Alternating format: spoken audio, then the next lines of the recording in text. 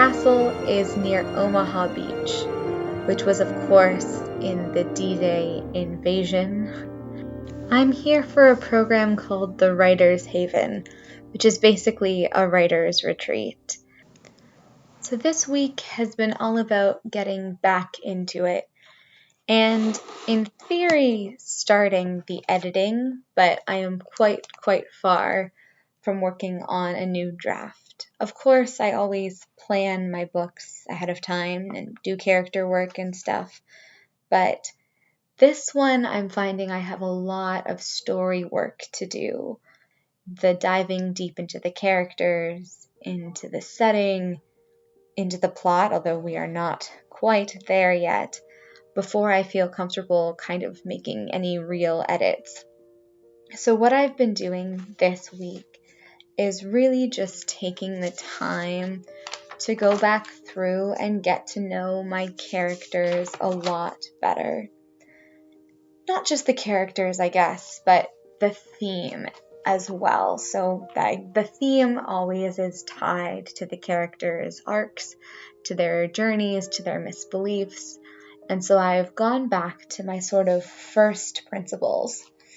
My first step was to write out, I actually used ChatGPT for this, was to get the lessons or themes of various Christmas movies. So I asked it, hey, what would you say the theme of, 12 different Christmas movies is?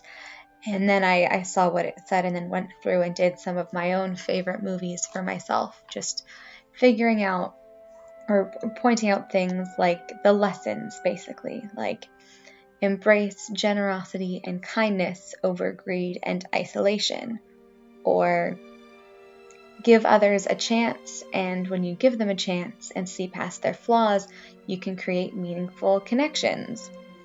Spreading cheer and helping others is more rewarding than self-interest. Name the movie for that one. Love takes many forms and it's worth taking risks for. So lessons like that, just to try to help me focus my own story and focus on what the characters will be learning and what they should be experiencing. Because I have so many POVs, I feel like it's very important for everyone to learn the same theme in a sort of different way. So because this is a romance book or a love story, it's not a clear-cut romance anyways, I'm focusing on the idea that love is worth taking risks for, and that meaningful connection is more important than status. If I was to write it in a sentence, which I did this week, it's something to the effect of, in order to gain love, we have to take risks to be vulnerable and authentic.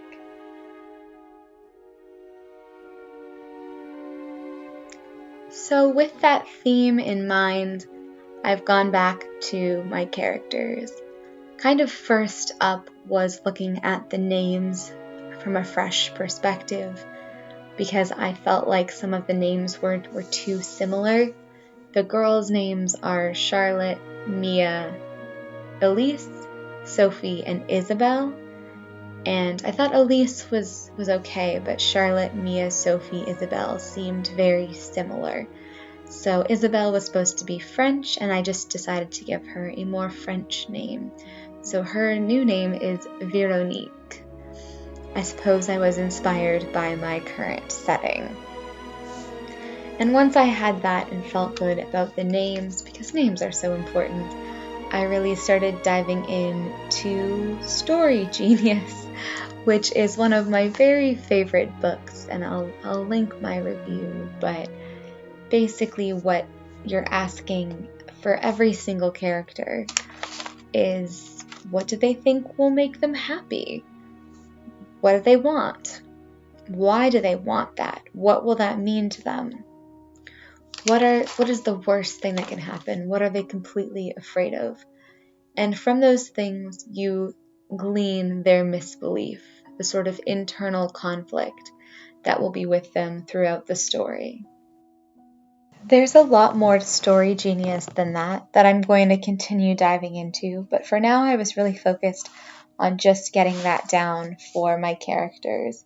And that usually worked out to 4 or 5 pages of your sort of 8 by 11.5 handwriting per character to just work through all of that. Although for one of them, who I know very well, she was just 1 page because I already knew it. So that was good. There was also a lot of trying to figure out for the romances, why was the character that they were in the romance with the right character to challenge the misbelief? Sort of the look at antagonist as, or at a romance as an antagonist, the love interest as antagonist. That's kind of what I was looking at. How does the antagonist best attack the character's weakness, the misbelief there? How are they the best antagonist for them? So that was a big part of that. Also going into it, I worked on creating, what would you call them, sort of story statements for every single character. They're statements that look like character was, until, and now they must, or else. And filling those out for each character really helped sort of streamline their journey and also pointed out areas where I have big gaps. So this is the hallway in the basement. There's a big kitchen right there and a gym here. But this is like the boring part, so I'm not going to really show you it because there's people working out and stuff. Okay, so I'm going to go up the stairs. Hold on. Up this twirly, swirly staircase. We're going to keep coming back to this. But through here, well, pretty through here is the living room. So we have the fireplace, couches, they've decorated it for Christmas, a little sitting space, pretty tree, going this way. And then we come over here to the little kitchen. So this is the entryway. I have to pop in. They have like toiletries for people who've like left things. So I'm gonna get some shampoo because they don't have any of that. Oh, look here, this is pretty. Beautiful, beautiful like double staircase out here. And then there's river. And we're just overlooking the river, which is apparently normally like that. But then in the summer it goes down and you're able to like walk to town. So then we're gonna keep going. Hello, it's me. And I'm in the big dining room. We go like this. And then here's the kitchen, the little kitchen. They have like a little boutique where you can buy wine and such and just kind of sign out. Okay, and then we're gonna go. There is a main staircase, but I'm having a hard time remembering where that is right now. So we're gonna go back to the itty bitty staircase because this is how we get to my room. Hello, yes, okay. So here's door. We're gonna go like this.